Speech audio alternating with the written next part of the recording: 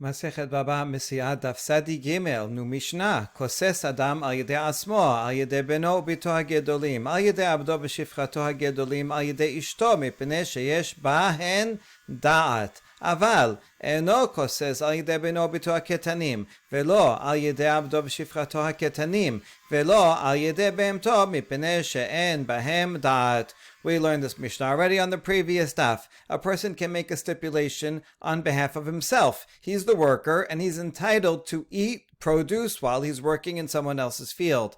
But if he wants, he can make a deal with the boss and say, listen, pay me an extra $10 for the day and I will not eat any produce. He can do that for himself. He can make the same deal on behalf of his son or daughter who are adults, or for his servant or maidservant who are adults, or for his wife, because all those people are adults and they have mental competence. Now they have a right to eat the produce, but they are giving away their right and they're allowing the husband, father, master to negotiate the wages on their behalf.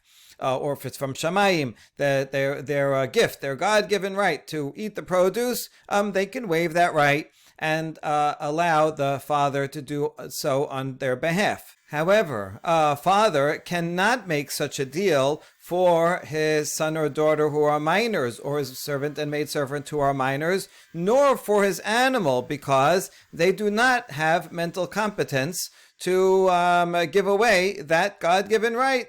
Even the animal has a law that he is allowed, you cannot muzzle it, and so the owner of the animal does not have a right to negotiate that away for a minor. הסוחר את הפועלים לעשות בנט הרבעי שלו, הרי אלו לא יאכלו, ואם לא הודיען, פודה ומאכיל. נתפרסו עיגוליו, נתפתחו חביותיו, הרי אלו לא יאכלו, אם לא הודיען, מעשר ומאכילן. Someone hires workers to work on fruit of the fourth year of a tree. During the first 3 years, it's orla, cannot be eaten by anybody. In the fourth year, it has to be eaten only in Yerushalayim. So assuming this orchard is outside of Jerusalem, so now they're picking this fruit from the tree, and the workers are not allowed to eat it. Nobody's allowed to eat it outside of Jerusalem, so they don't have the right.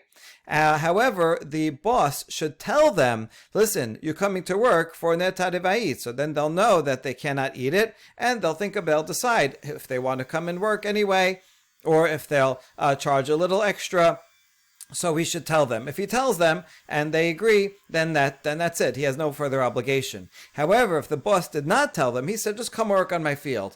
They're assuming that they're going to be able to eat while they're working, so they'll take care of their lunch and their snacks, and so on. And then they show up and surprise, oh, it's Neta Revai. So in that case, the boss has to redeem the fruit. That's what he can do. He can transfer that holiness onto money, add a 25% surcharge, and then anyone can eat that fruit, so he has to allow them to eat. We saw yesterday that this is not a deoraita law, but only because it looks like a mekach ta'ut. They're all surprised, even though they knew it was such a possibility, but it's an unusual possibility. And therefore, they were not expected to think that this was going to be the case, and therefore we ask the boss to take care of them. The same thing is regarding produce, figs that were already put into cakes, which means they were already completed the processing, or wine that was already put into barrels, so that would also completed their processing.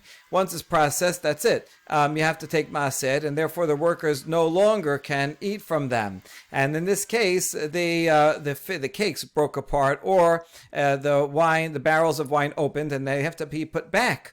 So, also in this case, since it was already completed before, and now it's past the stage of liability for maaser, the workers are not allowed to eat. They're not entitled, and they're not allowed to eat it. Nevertheless, just like in the previous case, if the owner didn't tell them, if he told them beforehand, listen, these were figs, they were already completed, maaser has to be given, you can't eat it, they say, okay, we're going to come work anyway, good, that's fine. But if he didn't tell them, then this too looks like a mekach ta'ut, and therefore the owner needs to take maaser and allow them to eat. Shomere perot ochlin mehilchot medina, avalo min haTorah. Watchmen, they're just sitting and watching the produce. They're not picking it, they're not threshing it, they're not doing anything active. They're passively sitting and watching the produce. So they are allowed to eat from the produce by accepted local custom, local regulations. Even it's called a halacha even. However, it's not a deoraita law. From a deoraita law, only if you're actively working on it. We'll see, and the Gemara is going to discuss exactly why, but it seems that only if you're actively working on it, just watching it, you're just sitting there and not really doing anything active. However, the local regulations in certain places says that a watchman should be allowed to eat, so therefore, on a non-deoraita level, they are allowed to eat.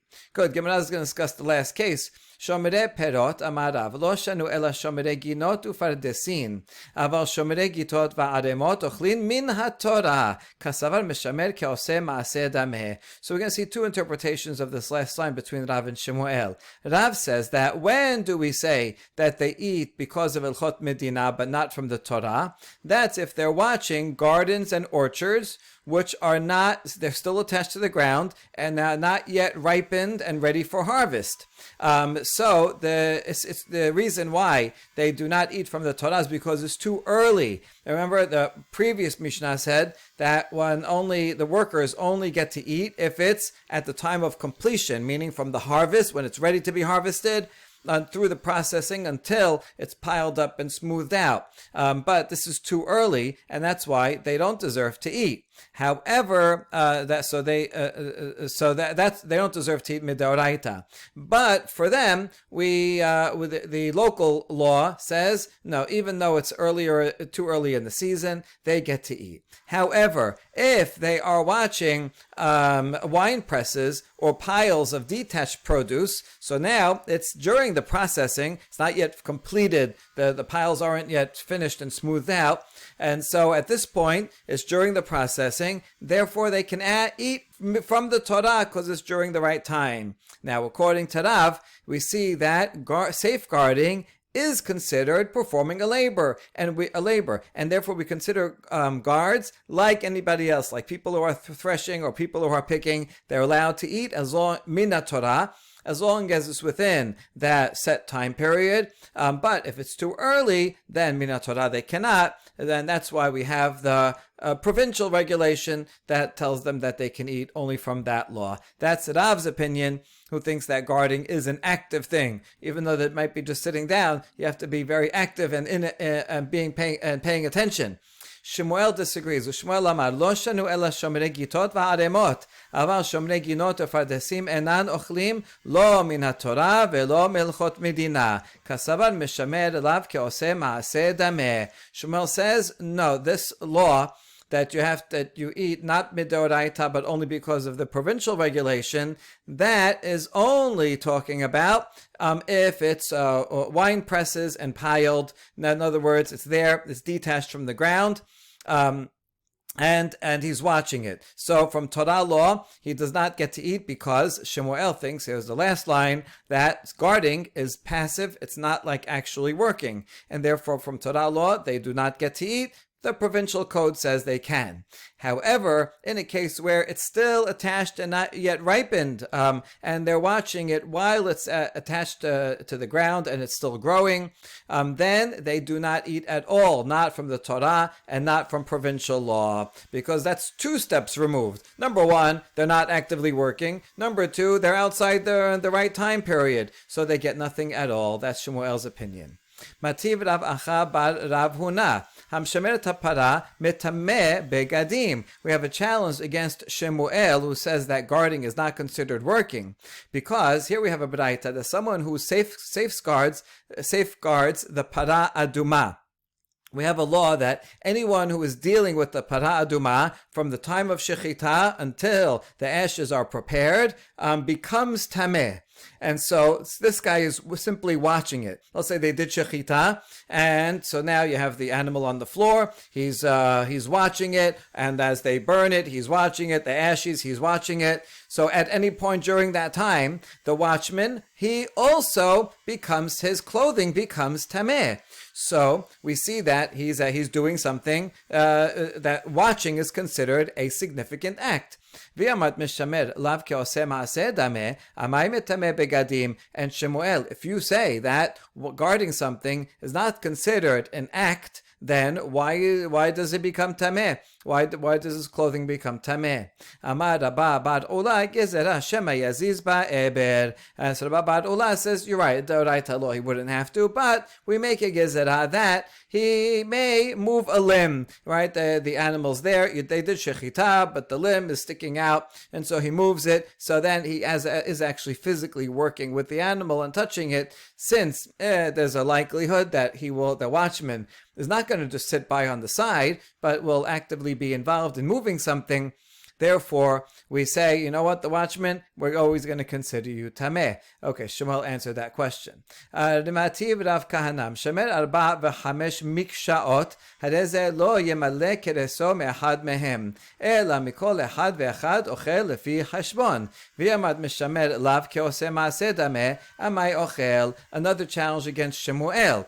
Here we have a braita that teaches, if someone is guarding 4 or 5 cucumber fields, and they have different types of cucumbers, or they belong to different people. He's guarding for lots of different people, so he's allowed to eat. Now he's just watching them, and yet he's allowed to eat with the provision that he doesn't eat all from one field, but rather he has to eat equally proportionally from all the different fields, because he shouldn't. Let's say it's different owners. Now only one owner is going to lose out, or there are different species of cucumbers and gourds, so now he's going to eat so much of one and leave a bald spot on the field, so he shouldn't do that. He should even it out. Fine. Now, if you say, like Shemuel does, that watching is not considered a labor, then why is he allowed to eat? We're assuming that a guard is allowed to eat. So Rav Shimi Bar Ashe says, no, they're not attached to the ground. We're talking about when they're not attached to the ground. And they eat not from a D'oraita law, because if they're attached, according to Shemuel, the guard doesn't get to eat at all, right? Because he said that's 2 things removed. It's not during the right time; it's before ripening, and he's only guarding, not doing work. So Rav Shimi Bar Ashe, by saying that no, they're uprooted and they're just lying there in the field, and still waiting to be processed. So therefore, although it is during the time, although he's just sitting and watching, which is passive. So therefore, he's allowed to eat. When this Braita says he should eat from different ones, it's not a Torah law, but rather only because of the provincial regulation. Now we ask, Akurin v'halo nigmera melachtan lemaaser. Wait a second, if they're uprooted, then that means that their processing has already been completed, and you have to give maaser at that point. So how could the watchman eat it? The answer is shelo nital pikas shelahem. The blossom has not yet been removed. You still have to process. You still have to take off the blossom, and only then is it considered finished processing and chayav maaser. So it is during the in between period. And he's only watching, and therefore he can eat only from the provincial regulation, but not midoraita. So Shemuel answered that question at all. All right, now not only can Shemuel answer all these questions, we even have a proof for Shemuel. Amar Rav Ashe, kevate de Shemuel mistabera ditnan, ve'elu ochlin min haTorah, ha'oseh b'mchubar lekarka b'shat gemar melacha u'betalush v'chule, mikelar de'ika dela ka'achil min haTorah ela melchot medina. We have the Mishnah a few dapim ago that said the following are allowed to eat min haTorah. Remember those words. So that suggests that these can eat from the Torah, and there is a category that eats not from the Torah, but can still eat because of hilchot medina. And it gave the three stipulations that it has to be attached to the ground at the end, that it's ready to be, it's completed growing until the completion of the processing, and it has to be something that that grows from the ground. And as long as you have all those three, then one can eat it min haTorah. So that means that someone doing labor and any during that within that time period and within those three criteria, he can, if he's doing labor, yes, then he can eat. But there's someone, even with all those criteria, that cannot eat min haTorah. Who is that? That's going to be a guard. And now the sefa is actually coming to extend the proof. ואלו שאינן אוכלים. מה אינן אוכלים? אלה מה שאין אוכלים מן התורה אל מלכות מדינה, היינו רשע. The Sefer says the following cannot eat, and it said the opposite of the resha. If it's still not ripe yet, or if it finished processing and is already chayav maaser, or if it doesn't grow from the ground, then those laborers cannot eat. So what does that mean, cannot eat? If you say that means, they cannot eat from the Torah, but they can eat from provincial regulation, hainu resha. Well, then the resha already said that. Then I already would know. Rather, if you're outside of those three criteria, then you cannot eat at all, not even according to the provincial regulation. Umaynihu oseh b'mchubad lakarka b'shah she'en gemar melacha v'chol sheken shomerei ginot ufardesot. So who is this referring to? It's referring to those who are doing work while it's attached to the ground, when it's not yet completed, it's not yet ready to be picked.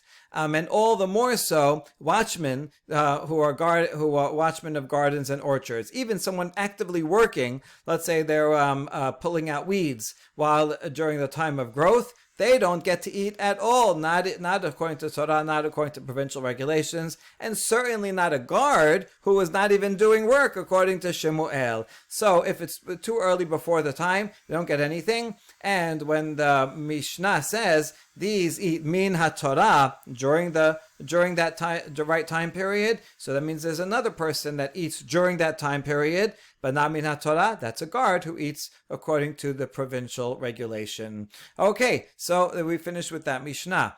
Next, ארבעה שומרים הן, שומר חינם, והשואל נושא שכר והסוחר. שומר חינם נשבע לכל, והשואל משלם את הכל, ונושא שכר והסוחר נשבעים על השיבורה ועל השיבויה ועל המתה, ומשלמים את האבדה ואת הגנבה. There are four types of watchmen, since we're talking about watchmen. The one who is not paid, the borrower who borrows an item and is not paying for that right, so he's the most liable because he gets the most benefit from them. Noseh sachar, he is paid to watch an item, and a renter who's paying for the right to use it. So here's although we mentioned four types of watchmen, actually they are grouped into three categories of responsibility. The least responsible is the person who's watching it without getting paid. He gets no benefit at all. He only has responsibility. So his responsibility is the least. He can swear in any case, right? So whatever happens, if it gets lost or stolen, he has to swear that he wasn't negligent. Now, if he's negligent, he leaves it out in the middle of the street, then he is liable. You have to do some kind of watching, but as long as it's lost or stolen and he acted normally and he was not negligent, he just swears and he doesn't have to pay in any case, as long as he wasn't negligent. And now the borrower, he's the opposite because he gets all the benefit that he can use it and he doesn't have to pay, so therefore he's the most responsible and he will have to pay for anything that happens. So noseh sachar and socher. So these two are in between. If he is getting money to pay for it, he has a higher level of responsibility. Or if he's renting it, in which he has a right to use it, although he is paying for it. So these two are in between. And these people, they have to make a vow if it was injured, captured, or it died. And they have to say, listen, it happened beyond our control, right? So then they can swear that it was beyond their control and they do not have to pay. However, they do have to pay if it was lost or stolen, unless it was honest, unless like armed robbers, where there's no possibility of anything they could do. But a standard case, even if it was, in their home and they weren't negligent, and someone broke in and stole it, they do have to pay. Okay, so that's the 4 types of shomrim, and you see Noseh Sachar and Socher are the same. Man tana arba'a shomerim, amar Rav Nachman ba amar Rabba bar Abu, Rabbi Meir he. So who is the author of this Mishnah that says there are 4 shomrim? So Rav Nachman, in the name of Rabba bar Abu, says that's the opinion of Rabbi Meir. Amar le Rav Nachman, Mika delet le arba'a shomerin. So now a question on the question. Rava asked Rav Nachman, who asked the question in the first place, is there anybody who thinks that there aren't 4 shomerim? What kind of question were you asking? Doesn't everybody agree? Amar lehachi kamin alach, man tana socher kenoseh sachar, Rabbi Meir he. So he says, I wasn't so clear in my question. What I meant to ask is, who is the author that says that the law for a socher and noseh sachar, for a renter and a paid watchman, is the same? Oh, that is Rabbi Meir. V'ha Rabbi Meir ipecha shaminan le. Detanya socher kesad meshalem. Rabbi Meir omer keshomer chinam. Rabbi Yehuda omer keshomer sachar. Rabba bar Abu ipecha katane. Hold on, is it really Rabbi Meir that says that? Don't we heard a braita that says the opposite? Because here, look at this: a socher, a renter. Well, how much is he responsible to pay? Rabbi Meir says he's like a shomer chinam. You see, a renter is like shomer chinam, and it's Rabbi Yehuda that says that a renter is like a paid watchman. So isn't that this Mishnah looks like it's Rabbi Yehuda, not Rabbi Meir? And our answer is Rabba bar Abu has a different version of this braita in which the names are switched around. And so according to that, yes, in fact, our Mishnah would be the opinion of Rabbi Meir. Yachi arba'a shelosha ninhu. Now, if so, actually the if so over here would be according to anybody, Rabbi Meir or Rabbi Yehuda. So we're asking according to everyone. Why you say that there's 4 shomerim? It should say that there's 3 categories of responsibility. Amar Rav Nachman bar Yitzchak arba'a shomerin v'dinahem shelosha. Rav Nachman bar Yitzchak explains, there are 4 types of a watchman, baileys, renters, and 4 types of people who are have an item that belongs to someone else, and there are 3 categories of responsibility. So in fact, it is 4, and it's also 3. And now a story. There was a shepherd. He's herding animals on the bank of the Papa River. One of the animals slipped and fell into the water. It drowned. It died.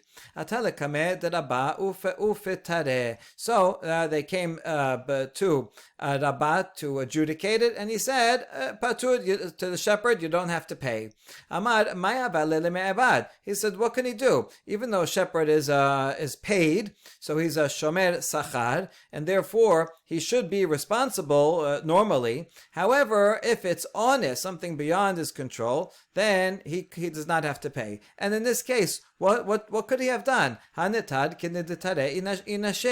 did the normal safeguarding. He did what everybody does. Amar le Abaye ela me'ata al lemata be'idana de'aylid in inashe hachinami de patur amar le'in. And so now Abaye presses Rabbah further. Says, what if this guy, a shepherd or someone like that, entered into the city when most people enter, shepherds normally do that, and they leave their animals outside grazing. They're in a safe place, and they go into the city to do some business, whatever they need to do. So this is a normal practice, but he's actually not with the animals and not watching him at the time. So do you say that he is not liable because he's doing the usual practice?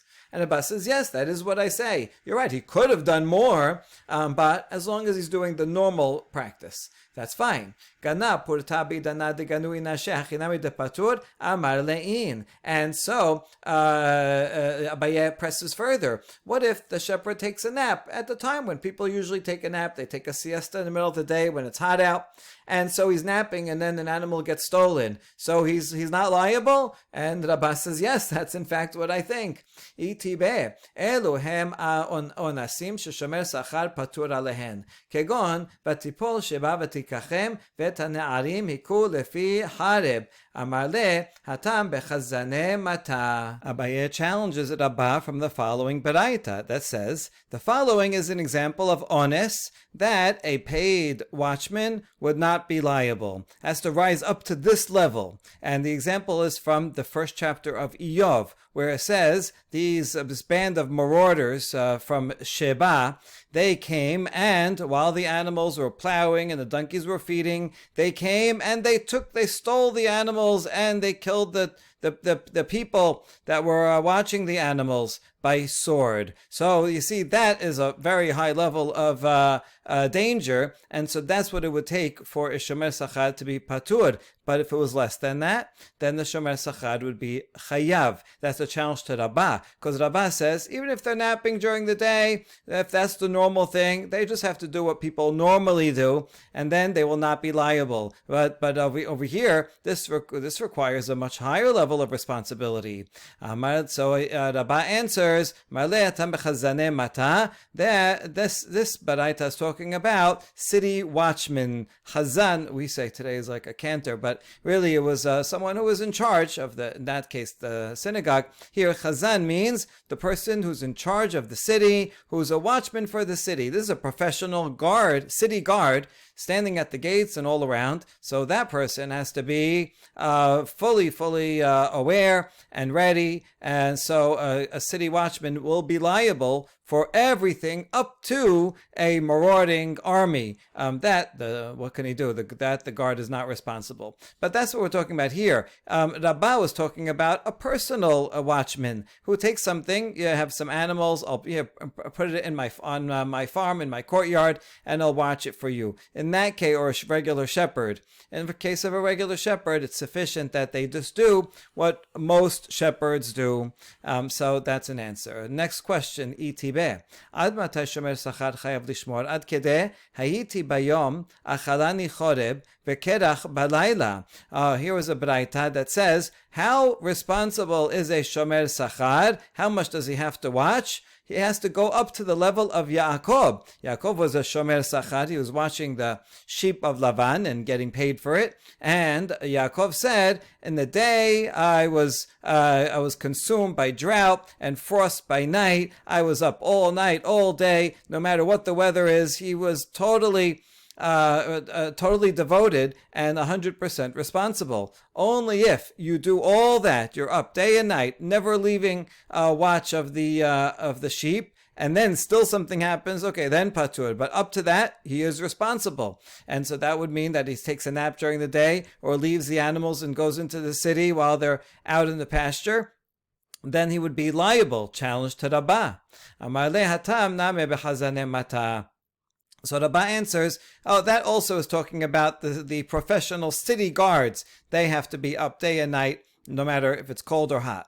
Amar le atu Yaakov Avinu chazan matahava. So Abaye said, what do you do? This context here is Yaakov Avinu. Was he a professional city guard? He was not. He was just working for his father-in-law. Yaakov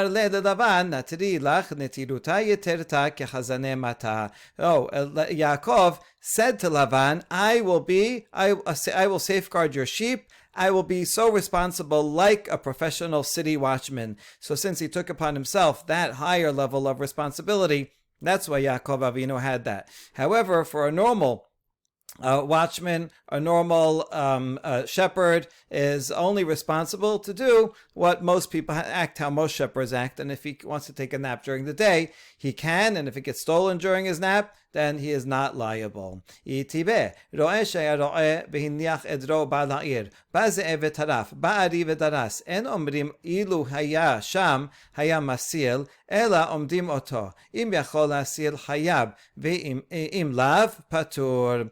So now another challenge of Abaye against Rava. If you had a shepherd who was shepherding, and he left the flock, and then he came into the city. He left it outside and he went into the city, and then a wolf came and tore it apart, or a lion came and trampled and killed the animal. We do not say, well, if you were there, you could have saved it. Rather, we estimate. If you were there, would you have been able to save it? Well, then you'd be liable. Why'd you leave the herd alone? You should have been there. And if you were there, maybe it was only one wolf, and you could have scared it away.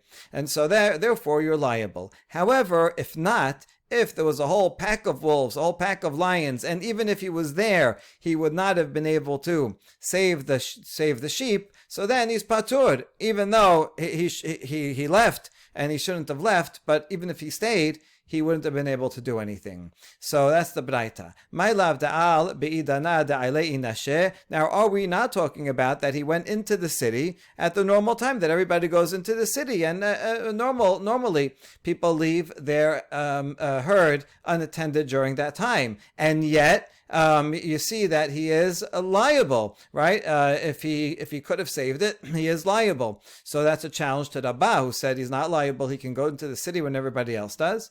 No, we're talking about a case where he went into the city early or later, not during the time that people normally do.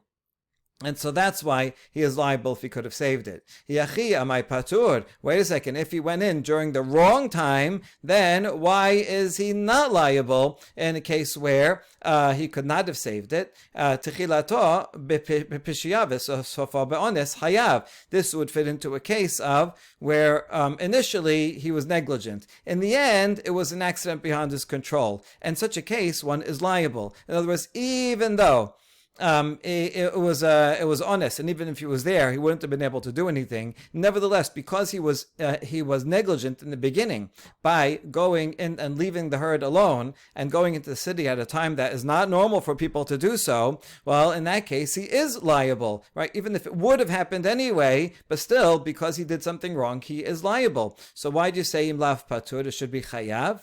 And the answer is deshama kal aryeh ve'al. Oh no, he didn't just go into the city because he felt bored, but rather it's because he heard a lion roaring, and so he says, I better get out of here. So he was scared for his life. That's why he went in. So that's not negligent. He was saving his life. Well, in that case, what do you mean that we estimate and see, well, could he have stayed or not? What else could he have done? A lion is coming, so he ran away. He ran into the city for safety. And the answer is, he should have faced the lion with other shepherds and with sticks. He should have called everybody together. Hey, here a lion coming, and everybody would bring sticks. If you have a few people with sticks, then you can scare away a lion. That's what he should have done. If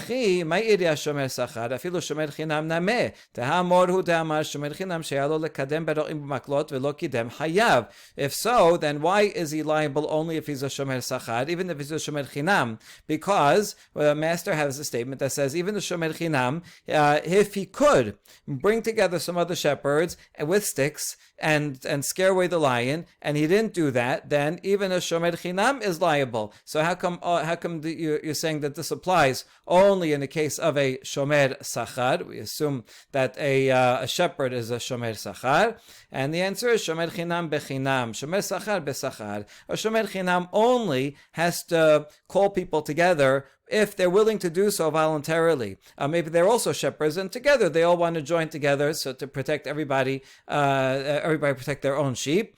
So then he could do that, but a shomer chinam doesn't have to pay for it. Whereas here in this braita, we're assuming that it's a shomer sachar, and shomer sachar even has to pay from his own pocket, and he has to go and get other people and say, here, come over here, I'll give you $20, I'll give you $20, and everybody come with sticks and let's scare away the lion. So the shomer sachar, is that responsible? That's what we are assessing. Could he have done that or not?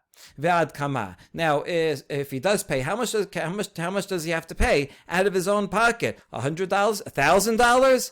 And the answer is ad kedeh demehen, up to the value of the animals. How much are all the animals that otherwise the lion will kill? If the damage is going to be $5,000, then he should spend up to $5,000. Obviously not more, because then he's spending more to guard them than they are worth.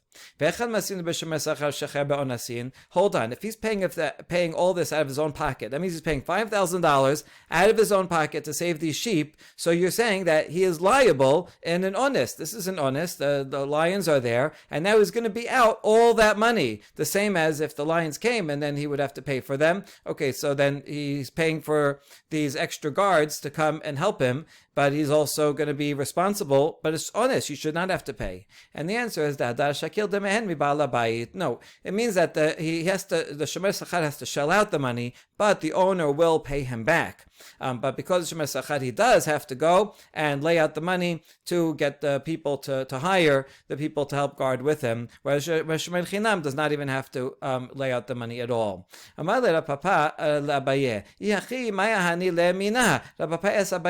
If the owner is going to end up paying, let's say, up to $5,000 to save sheep that are worth $5,000, so what did he gain, right? It would be the same if the lion just came and killed them all. No, it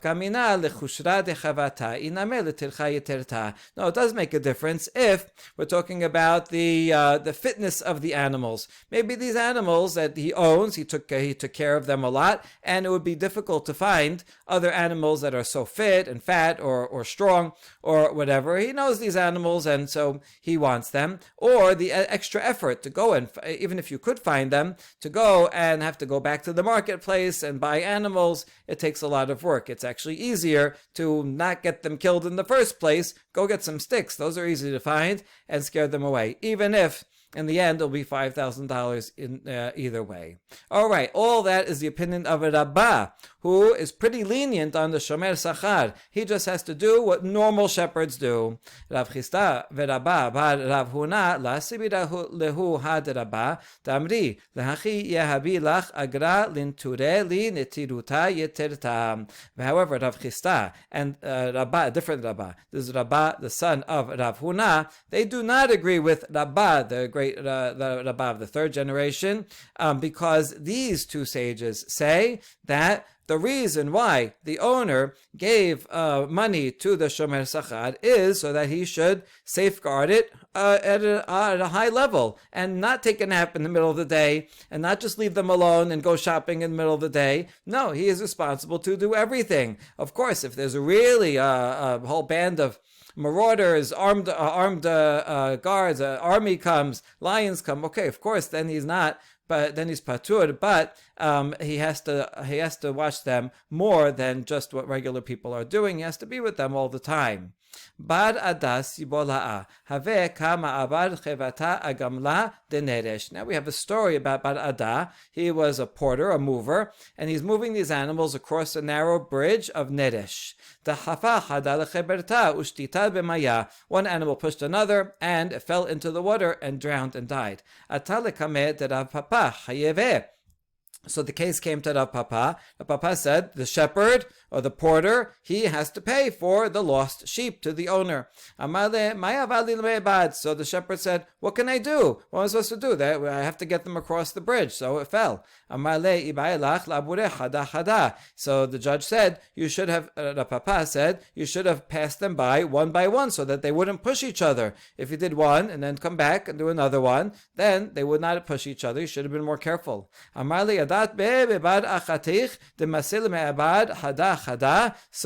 Bar Ada says, do you know anybody that does that transports one by one? You know how long that will take? Do you even have a nephew that does that? I mean, like, do you know anybody? A nephew, a cousin, a second cousin, right? Are you aware of anyone that acts like that? That's not normal. I was transporting them the normal way that people transport animals when they go in a line together.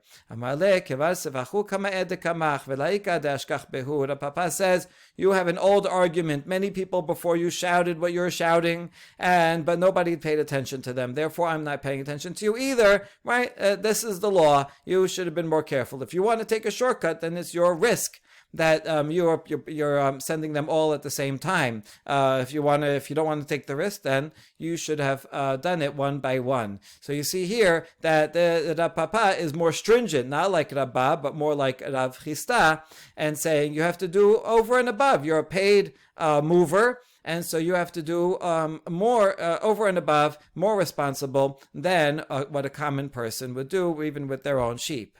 Aivu Avkid Kitana Beronya. Another story about a man named Aivu. He gave some flax to Ronya, the house of Ronya. He says, watch this flax for me. Azal Shabu Shamte Mine. A robber named Shabu came and stole it from him. We're going to see that Ronya is a shomer chinam in this case. L'sofu karaganav. They caught the thief. Okay, it's great that they caught the thief. Nevertheless, it's a pain to go and get the money out of the thief, right? He's going to say, I'm bankrupt, I have no money. It's hard to get the money. So who is responsible primarily now to pay? Atala kamed Rav Nachman. Rav Nachman, the judge, came and said, Ronya, you have to pay Aibu for the flax. And then, Ronya, you go and deal with the thief and try to get the flax or the worth of the flax back from him. Lema peliged Rav Huna bar Avin. So it seems that this would be in disagreement with what Rav Huna bar Avin said, as we are about to see. Teshalach Rav Huna bar Avin. Nigneva be'ones v'achar kach hukat haganab. Im shomer chinam hu rasa nishba v'rasa ose imodin. Im shomer sachar hu ose imodin ve'no nishba. Rav Huna bar Avin sent the following ruling. If something was stolen in circumstances beyond one's control, and then they found the thief, if it's a shomer chinam, the shomer chinam can decide, either make a vow and not pay, or if he wants, he can go and not make a vow and go and try to get the money himself from the thief. But if he's a shomer sachar, then the shomer has to go and get the money from the thief, and he doesn't pay. He has to pay out of his own pocket first to the original owner, and then he has to go and try to recover the money from the thief. So we see here that since this is a case of a shomer chinam, so the Ronya should have been able to swear that he was not negligent, that he didn't steal it himself, and then he would not have to pay and not have to deal with the ganav. So how come in this case Rav Nachman made him pay? Does Rav Nachman disagree with Rav Huna bar Avin? Amar Rava hatam gavre defar muska havu kaimi de'i rama kala havu atu maslin le. And so Rava explains that there, in the case that Rav Nachman was ruling about, there were policemen standing right nearby, and if he only would have shouted, "Hey, there's thieves here! They're coming to steal this flax," the policeman would have come. So even though he's a shomer chinam, he was negligent. Right? That's the least you can do is scream and, oh, there's police there. Tell the police to come. And that's why in this case Rav Nachman said that that Aibu Ronya is responsible. But in fact, if he was not negligent and the thieves just came, what could he do? And then he would not be responsible. He could just swear that he was not negligent, and he would not have to pay. Next Mishnah: Ze bechad eno ones, shene ze'evim ones. Rabbi Yehuda omer b'shat mishlachat ze'evim av ze bechad ones. If you have a shepherd, he's watching some sheep, shomer sachar, he's getting paid. If one wolf comes, then that is not called ones. The shepherd should have scared away the wolf. What's the big deal, right? It's one wolf. Who's scared of one wolf? But if it's two wolves, then that's considered beyond one's control. Two wolves will overpower one shepherd. Rabbi Yehuda, however, says that if it's at a time of a wolf attack, there's lots of wolves, they're all hiding, then even one wolf is considered beyond one's control. Because even though it's only one wolf, but there's lots of other wolves that can come out at any time. So then, in that case, we can't hold the shepherd responsible for not fighting off that one wolf. Now, if you have 2 dogs, shne kelabim eno ones, that's not considered beyond one's control. You should be able to scare away 2 dogs. What's the big deal? Yadua habavli omer mishum Rabbi Meir meroch achat eno ones mishteruchot ones. Yadua, that's his name from Bavel. He says the name of Rabbi Meir. Well, actually, it depends. If the 2 dogs are coming from the same direction, then you should be able to scare them off. But if they're coming from 2 different directions, that's a lot harder to scare away 2 dogs coming from 2 different directions. And in that case, that's ones. And the Shomer Sachar would not be liable. Halistim areze ones. If it's bandits, then that's ones. They came and you were not able to overpower them. Then what could he do? He doesn't have to pay. A lion, a bear, a leopard, or a cheetah, or a snake, these are really dangerous animals. And so even one that's is called ones, and the shomer, the shepherd, will not have to pay. However,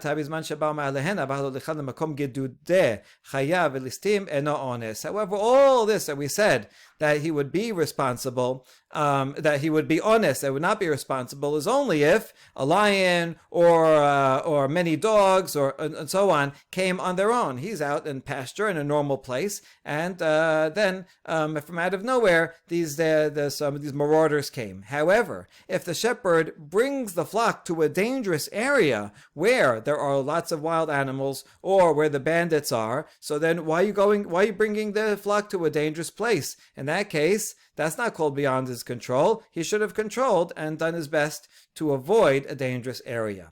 Meta kedarka hareze ones. Sigefa umeta eno ones. If animal died for a normal man, had a heart attack, died of old age, then that's what could the watchman do? He can't bring it back to life. However, if he was hitting it or overworking it and it died, then that's not ones. You should have been more careful. I mean, you can get an animal to go, you prod it and all that, but you can't hit it so much that it's going to die.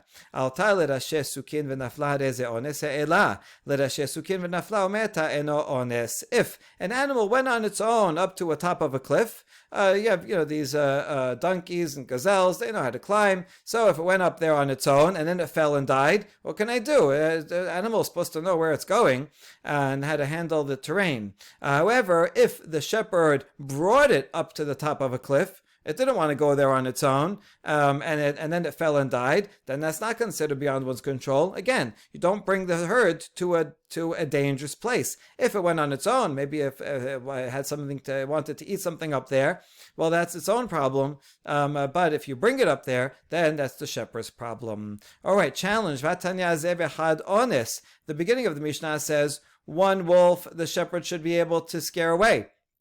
And so that's not an ones, but here we have a braita that says the opposite. It is ones. Amar Rav Nachman bar Yitzchak, ahi b'shat mishlachat ze'abim v'Rabbi Yehuda hi. Rav Nachman bar Yitzchak says that braita is talking about when there is a whole wolf attack, and this is the opinion of Rabbi Yehuda, that braita, where when there's a wolf attack, even 1 wolf is ones. Halistim hare ze ones. Bandits is considered ones. Amai loke gabra le'ade gabra. Why is it called that ones? So if 1 thief is coming, and the shepherd is 1 man, so you put 1 man against 1 man. If you see 1 man coming, say, hey, get out of here, or else. And he should be able to protect the flock.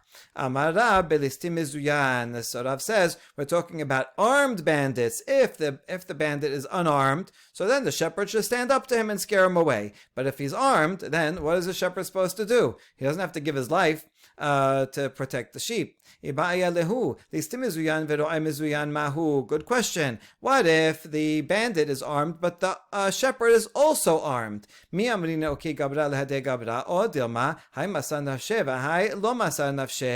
Do we say it's 1 against 1 and they're equal? This one has a sword and the other one has a sword, and therefore the shepherd should be able to scare away the other guy. He is equally armed. Or do we say the bandit is willing to risk his life? I mean, the bandit knows that he's coming armed and it might lead to a confrontation. He's willing to give his life. Does the shepherd need to risk his life in order to protect the sheep? No, that would be called ones. So what do we say? So we answer, it makes sense that the thief, yes, he's willing to risk his life, but the shepherd is not willing to risk his life. He doesn't need to do that, and therefore that would be called ones, even though both of them are armed. אמר לאביי לרבה, אשכחי רואה, ואמר לה, גנבה סריה, בטוחתה פלניה יטבינן, כך וכך גברי איכה בהדן, כך וכך כתבי איכה בהדן, כך וכך זוקתה פסיקה לן, ואזל ושקל מיני מאי. Abai has a question, an interesting question. Let's say a shepherd sees a bandit. And he says, he's goading the bandit. And he said, hey, you dirty thief, this is where I am. Okay, I have all my sheep up there on that mountain over there. I'm telling you where we are. First of all, he's giving away his location where we are. And he says, you should know, don't start up with us because this is how many men. We have 10 men. We have 20 guard dogs with us. And we have this many slingshot experts, right? I dare you to come and take away an animal from us. What would you say in that case? Is the shepherd responsible because he is giving away this information? He's telling him exactly where they are and what they have, and kind of daring the shepherd, daring the thief to come, and so then a thief otherwise might not have stolen, but now he says, oh yeah, I'm going to show you. Or do we say, no, hey, okay, he was just talking, and so he's not responsible? What do we say? And Rava answered, this is the same as what we said in the Mishnah, that a shepherd brings the herds to a dangerous place where there are wild animals and bandits, then the shepherd is responsible. And the same thing here, even though he's not physically taking the sheep to where the bandits are, but he's taunting the thief and motivating him to come and steal. So in that case, the shepherd is liable. Baruch Adonai Le'olam. Amen v'amen.